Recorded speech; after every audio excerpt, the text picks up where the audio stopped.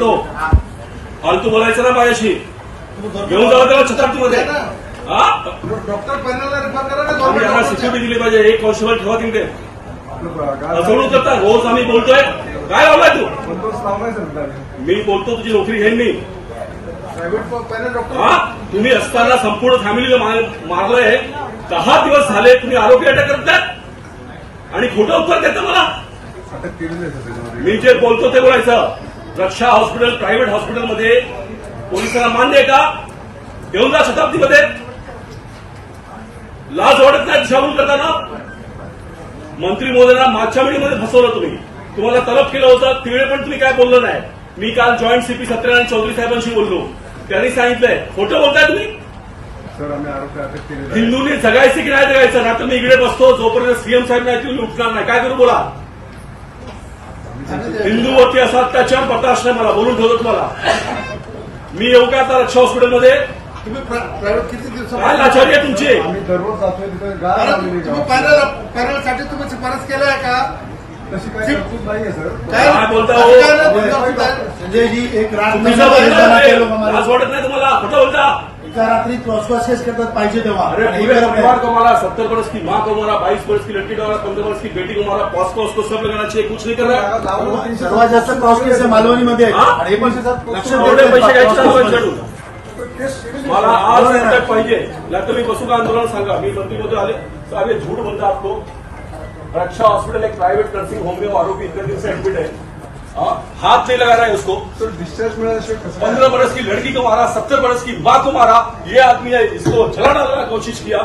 लाश वाटत नहीं तुम्हाला? साहब मैं बैठ जाऊंगा इधर जब तक ये अरेस्ट करते हैं. ये हिंदू का जीना मुश्किल कर दिया है. मालवणी मतलब पाकिस्तान तो नहीं मारा. आपकी दिशाभूल कर रहा है. पिछले मीटिंग में भी दिशाभूल किया इसने. इसकी क्या मजबूरी है सर? क्या कर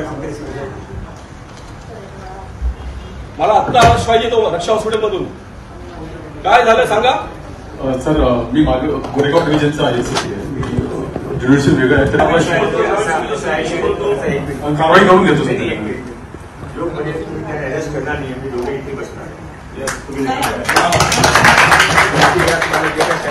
रक्षा हॉस्पिटलमध्ये 6 महिने अजून ते प्रायव्हेट हॉस्पिटल राहणार आहे. मी त्याला अरेस्ट करणार नाही का? चांगली तुम्ही मार्क काढून दिला. तो हॉस्पिटलमध्ये ऍडमिट व्हा. काय करणार नाही तुम्हाला. तुम्ही जाऊन अरेस्ट करणार. इथे बसला. एक तासमध्ये तुम्ही अरेस्ट नाही केला त्याने तर मी तिथे येऊन तुमच्या पोलिसांच्या समोर रोडवर धंदावर बसतो.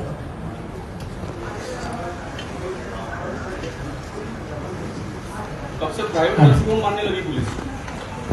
शताब्दी में क्यों नहीं लेके क्या हुआ? मारा उन लोग ने. आप जाइए उसको अरेस्ट करके लाइए. गवर्नमेंट का मारा है. उनके सामने लोग उनको बोलते हैं हम क्रॉस केस करेंगे आपके ऊपर. और एक मिनट विनोदी सिर्फ आप चला लीजिए मीटिंग. बोलने तो दीजिए. आप उसको अरेस्ट करने जा रहे हैं कि नहीं जा रहे बताइए. आप जाइए अरेस्ट करके लाइए उसको. अरेस्ट करके हमको फोन करिए. अरेस्ट किया तब तक हम बैठे आप. नहीं तो मैं आपको रिक्वेस्ट करके कह रहा हूँ. मेरे को 1 घंटे बाद में रोड पर आके बैठेंगे हम लोग. बाहर अंदर नहीं आएंगे. रोड पर आके बैठेंगे.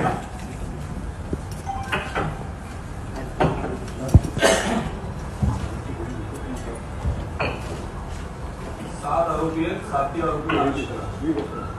मुंबई पोलीस सगळी लाचार त्यांनी होती.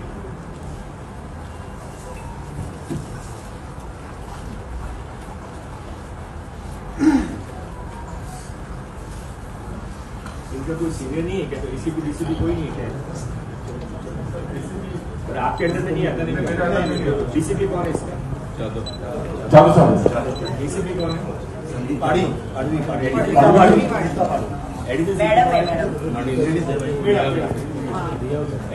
एडिशनल सीपी मिला.